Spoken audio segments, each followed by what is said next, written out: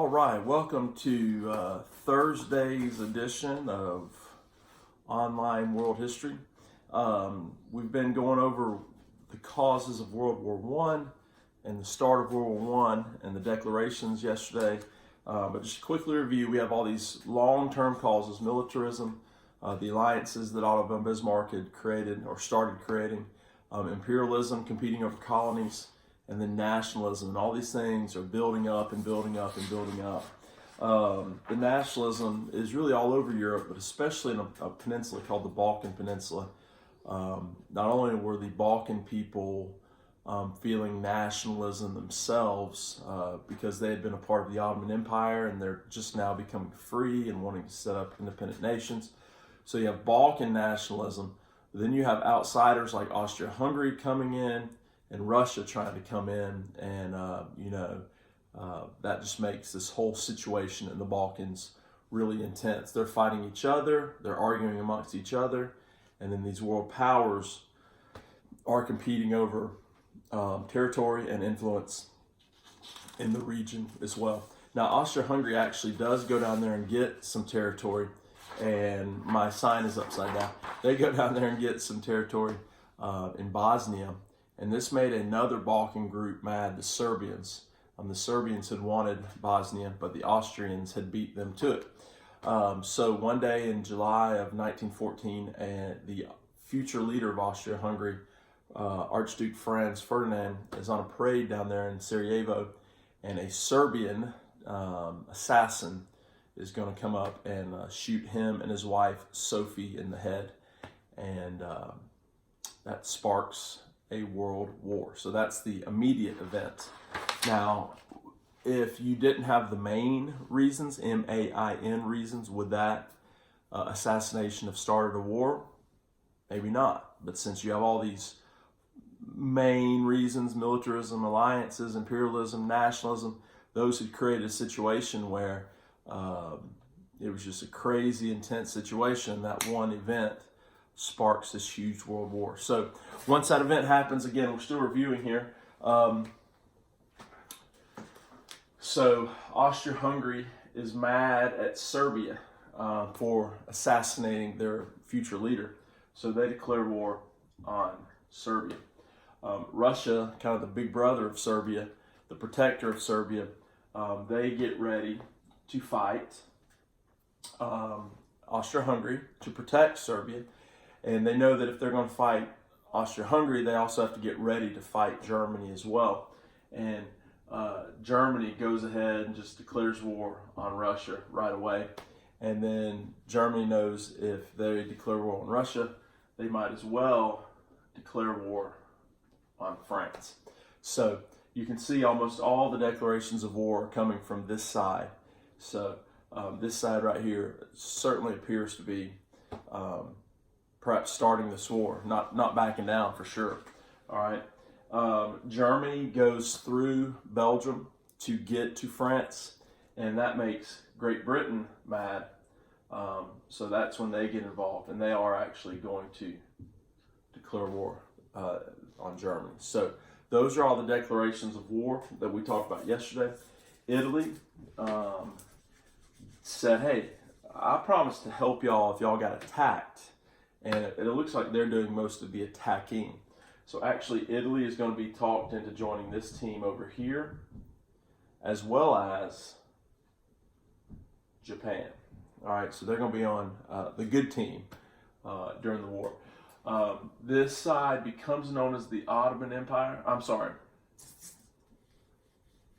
This side becomes known as the Central Powers because they were located in the center of Europe, and this side becomes known as the Allies. So that's all been kind of reviewed. Let's go over a few battles this morning in trench warfare, and then we will call it a day.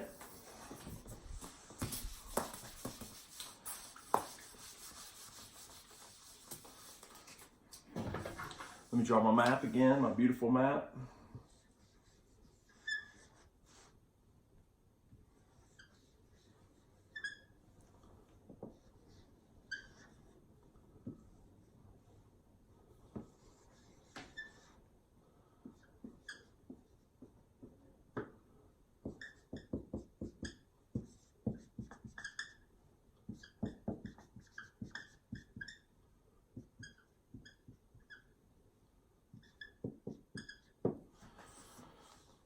Okay, sorry about that. So we have Russia way back off here, Austria-Hungary, Germany, France, Belgium, and the island that says GB over there is Great Britain. Okay, so Germany has found itself in a two-front war. We talked about that yesterday. They're having to fight Russia over here on this side, and they're having to fight France over in Britain over here on this side. So two-front wars are very hard to win. We're going to call this the Eastern Front over here, and history calls this the Western Front over here. So if you remember from yesterday, the plan, it's called the Schlieffen Plan, because they got to figure out how to win a two-front war. So they decided to attack France first because they thought France was going to be weaker. That's right.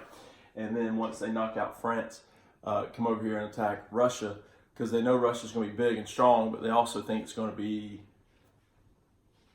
slow to mobilize and get ready. So that was the plan. All right.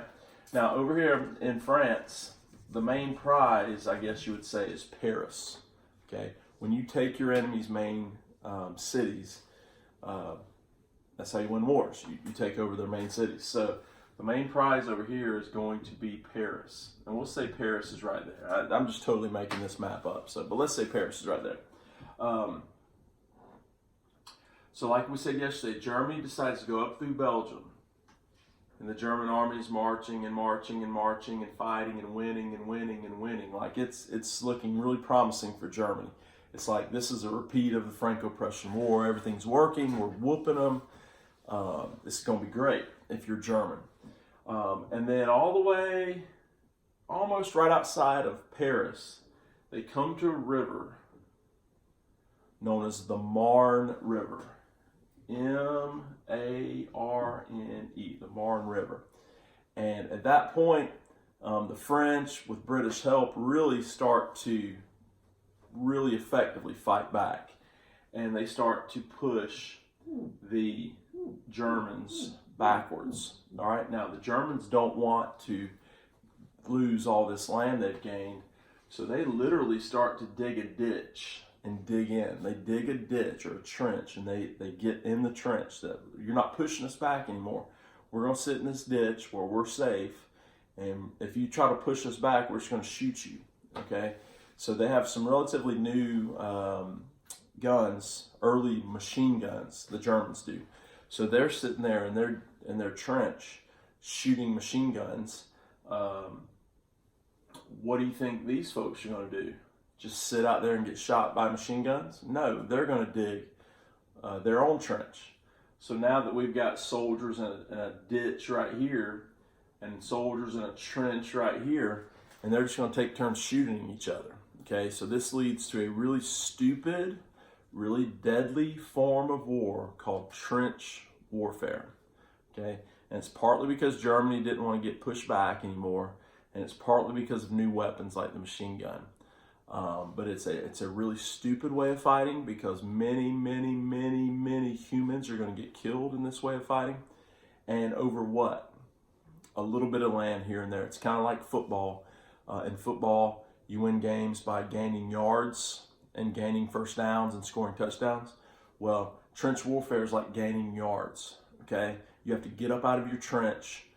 You have to try to storm the other trench, try to make them get up and retreat, and the whole time they're shooting at you. Okay, so it's very dangerous, very deadly. Let's say that you get out of your trench, you storm the other trench, and they retreat. And let's say you win 500 yards or a mile worth of territory. You know what could happen tomorrow? They could do the same to you, and you've just lost all that territory you won yesterday. And guess how many humans died because of those 2 days of fighting? Thousands, hundreds of thousands. So it's just a really deadly, really dumb way to fight a war. But this is what World War I turns into, trench warfare. Okay. Now, once this turns into trench warfare, is it going to be a short war a quick war, a quick victory in France? The answer is a definite no.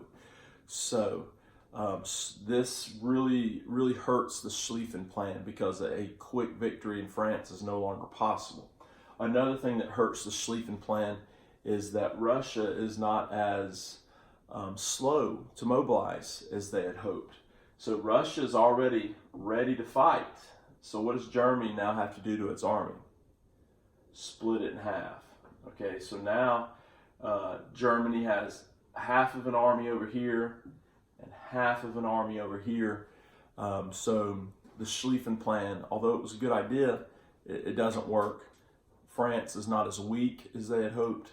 Russia is not as slow as they had hoped. And now Germany is going to have to fight on two different fronts simultaneously. All right, half their army in one direction, half their army in another direction.